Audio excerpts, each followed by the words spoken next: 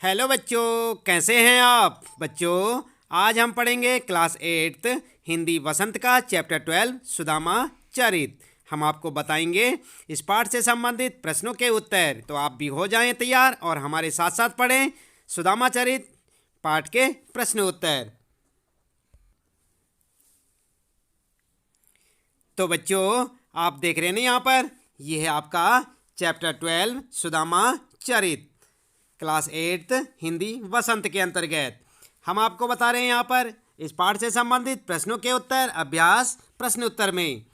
आप देख सकते हैं बच्चों, यहाँ पर पहला प्रश्न है आपका, सुदामा की दीन दशा देखकर श्री कृष्ण की क्या मनोदशा हुई, अपने शब्दों में लिखिए। तो उत्तर कैसे लिखेंगे आप बच्चों?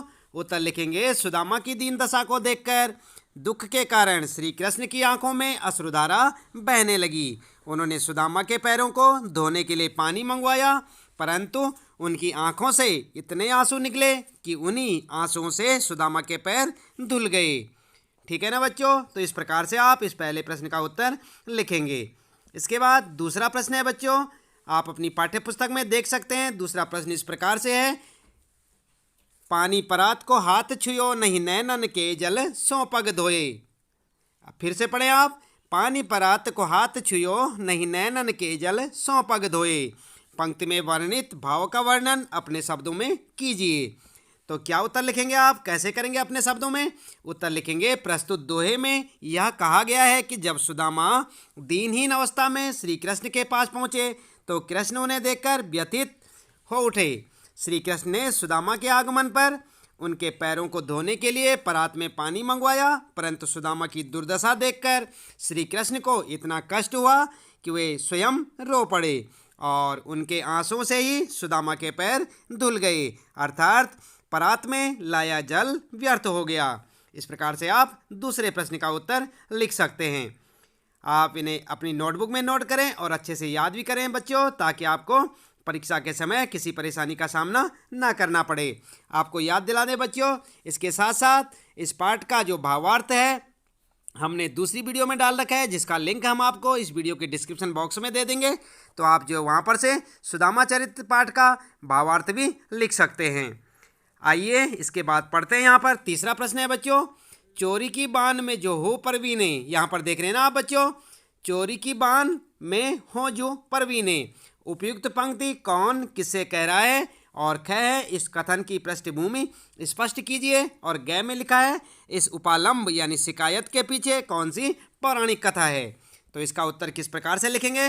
सबसे पहले देखेंगे आप क का उत्तर, उपयुक्त पंक्ति श्री कृष्ण अपने बाल सखा सुदामा से कह रहे हैं।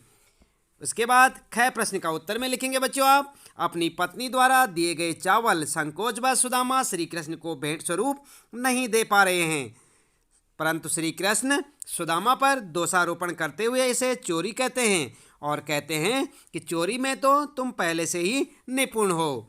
ठीक है ना बच्चों। तो इस प्रकार से आप इन क और ख दो प्रश्नों के उत्तर लिख सकते हैं।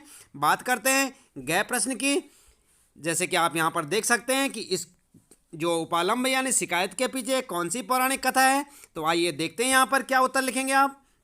उत्तर लिखेंगे आप ग में लिखेंगे, बचपन में जब कृष्ण और सुदामा साथ साथ संदीपन ऋषि के आश्रम में अपनी अपनी शिक्षा ग्रहण कर रहे थे। ध्यान दें बच्चों आप, सुदामा और श्री कृष्ण जहाँ पर पढ़ते थे वहाँ पे गुरु का नाम क्या था? संदीपन ऋषि। और तभी एक बार जब श्री कृष्ण और सुदामा जंगल में लकड़ियाँ एकत्र करने जा रहे थे, तब गुरु माता ने उन्हें रास्ते में खाने के लिए चने दिए थे। सुदामा श्री कृष्ण को बिना बताए चोरी से चने खा लेते हैं। श्री कृष्ण उसी चोरी का उपालंब सुदामा को देते हैं, यानी कि शिकायत सुदामा से करते हैं। तो इस प्रकार से बच्चों आप कह ख गए तीनों प्रश्नों के उत्तर यहाँ से लिख सकते हैं। बात करते हैं बच्चों आगे। चौथा प्रश्न है, द्वारिका से खाली हाथ लौटते समय सुदामा मार्ग में क्या क्या सोचते जा रहे थे? वह कृष्ण के व्यवहार से क्यों खींच रहे थे? सुदामा के मन की दुविधा को अपने शब्दों में प्रकट कीजिए। तो आप यहाँ पर उत्तर लिखेंगे बच्चों। उत्तर लिखेंगे, द्वारिका से खाली हाथ लौटते समय सुदामा का मन बहुत दुखी था। वे कृष्ण द्वारा अपने प्रति किए गए व्यवहार के बारे में सोच रहे थे कि जब वे कृष्ण के पास पहुँचे तो कृष्ण ने आनंदपूर्वक उनका आतिथ्य सत्कार किया था। क्या वह सब दिखावटी था? वे कृष्ण के व्यवहार से खींच रहे थे क्योंकि उन्हें आशा थी कि श्री कृष्ण उनकी दरिद्रता दूर करने के लिए धन दौलत देकर विदा करेंगे, परंतु श्री कृष्ण ने उन्हें चोरी की उलाहना देकर खाली हाथ ही वापस भेज दिया। इस प्रकार से आप इस प्रश्न का उत्तर लिख सकते हैं। समझ गए ना बच्चों? चौथा प्रश्न है ये और इसका उत्तर।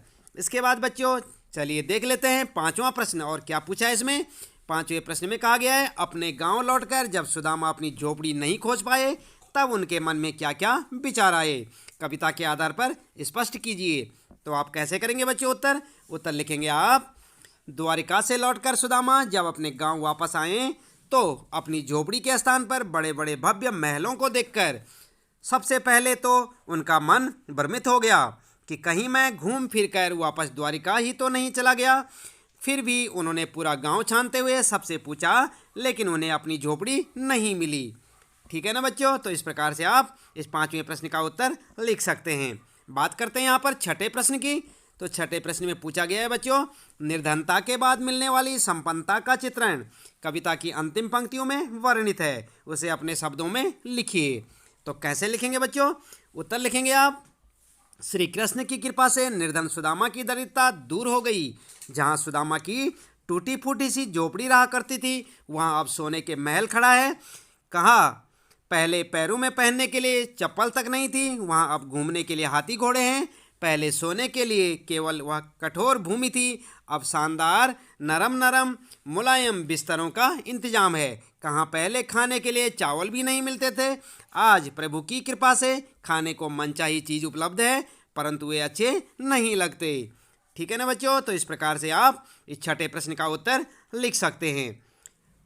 इसके बाद बात करते हैं बच्चों भाषा की बात, जो कि आपकी पाठ्यपुस्तक में आप देख सकते हैं। भाषा की बात में, पानी परात को हाथ छुयो नहीं नैनन के जल सौ पग धोए। आप पढ़ रहे हैं एक कविता की पंक्ति, इसमें क्या कहा गया है? ऊपर लिखी गई पंक्ति को ध्यान से पढ़िए। इसमें बात को बहुत अधिक बढ़ा चढ़ाकर चित्रित किया गया है। जब किसी बात को इतना बढ़ा चढ़ाकर प्रस्तुत किया जाता है वहाँ पर अतिशयोक्ति अलंकार होता है। आप भी कविता में से एक अतिशयोक्ति अलंकार का उदाहरण छांटिए। तो बच्चों यहाँ पर बात की जा रही है अलंकार की, तो हम आपको बता दें आप हमारे चैनल की प्लेलिस्ट में देख सकते हैं। वहाँ पर आपको अलंकार के नाम से एक वीडियो देखने को मिलेगी, हिंदी व्याकरण की प्लेलिस्ट में देखें आप, तो आप जो अलंकारों के बारे में वहाँ पर अच्छे से जानकारी ले सकते हैं। इसका लिंक हम आपको, हिंदी व्याकरण का लिंक और अलंकारों वाला जो वीडियो है उसका लिंक हम आपको डिस्क्रिप्शन बॉक्स में दे देंगे। आप वहाँ से जाकर डायरेक्ट जो है अलंकारों के बारे में पढ़ सकते हैं। इसके बाद यहाँ पर उत्तर में क्या लिख सकते हैं बच्चों? आप उत्तर में लिखेंगे, कै वह टूटी सी छानी हती कहा कंचन के अब धाम सुहावत। इस प्रकार से आप दूसरा उदाहरण दे सकते हैं। यहाँ भी अतिशयोक्ति अलंकार है कि कहाँ जो है टूटी फूटी झोपड़ी थी और कहाँ अब जो है कंचन यानी कि जो सोने चांदी के महल बने हुए हैं। टूटी सी झोपड़ी के स्थान पर अचानक कंचन के महल का होना अतिशयोक्ति अलंकार है। ठीक है ना बच्चों? तो अलंकारों के बारे में जानकारी आप जो हमारे चैनल की प्लेलिस्ट हिंदी व्याकरण वाली प्लेलिस्ट में से देख सकते हैं। तो बच्चों इसके साथ ही इस पाठ से संबंधित प्रश्नों के उत्तर यहाँ पर समाप्त होते हैं। आज हम पढ़ रहे थे क्लास 8 हिंदी वसंत का चैप्टर 12 सुदामा चरित। हमने आपको बताया इस पाठ से संबंधित प्रश्नों के उत्तर। उम्मीद है कि आपको अच्छे से समझ आए होंगे। और इसी प्रकार बच्चों सभी पाठों के क्लास 8 हिंदी वसंत के सभी पाठों को प्रश्नोत्तर जानने के लिए और पाठों का भावार्थ सारांश आदि पढ़ने के लिए आप हमारे चैनल को सब्सक्राइब करें और लगातार देखते रहें वीडियो और जुड़े रहें हमारे साथ। तो आज के लिए बच्चों इतना काफ़ी है। मिलते हैं अगली वीडियो में अगले पाठ के प्रश्नोत्तरों के साथ। आपका दिन शुभ हो।